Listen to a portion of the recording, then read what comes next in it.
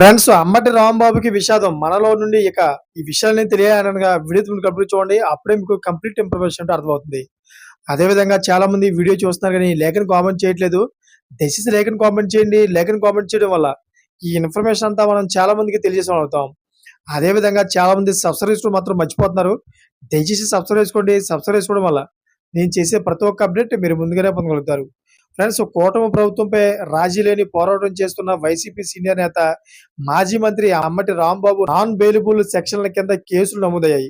దీంతో ఆయనను అరెస్ట్ చేసే అవకాశాలు ఉన్నాయని ప్రచారం జరుగుతోంది. మాజీ ముఖ్యమంత్రి జగన్ పర్యటన సందర్భంగా సత్తెనపల్లి నియోజకవర్గంలో చోటు చేసుకున్న ఉద్రిక్తతకు మాజీ మంత్రి అంబటిని బాధితుడిని చేస్తూ పోలీసులు కేసులు నమోదు చేశారు. అయితే బుధవారం సత్తెనపల్లి నియోజకవర్గం రెంటపాలలో జగన్ పర్యటించారు. అయితే కేవలం 100 మందితో మాత్రమే కార్యక్రమం నిర్వహణకు పోలీసులు అనుమతించారు. కానీ వేలాదిగా వైసీపీ శ్రేణులు తరలివచ్చారు. అంతేకాకుండా పోలీసులు ఏర్పాటు చేసిన చెక్ పోస్టులను వైసీపీ శ్రేణులు తొలగించారు. దీనికి కారణం అంబటి అంటూ పోలీసులు కేసు నమోదు చేశారు.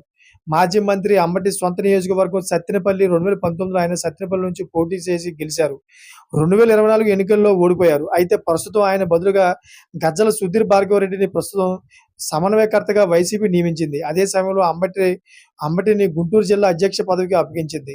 చూసారు ఫ్రెండ్స్, ఈ విధంగా అయితే ఆయన మీద కేసు నమోదు చేయడం జరిగింది. ఇంకా వైసీపీ శ్రేణుల మధ్యలోంచి జైలు వెళ్ళే అవకాశం ఉంది. Thanks for watching friends.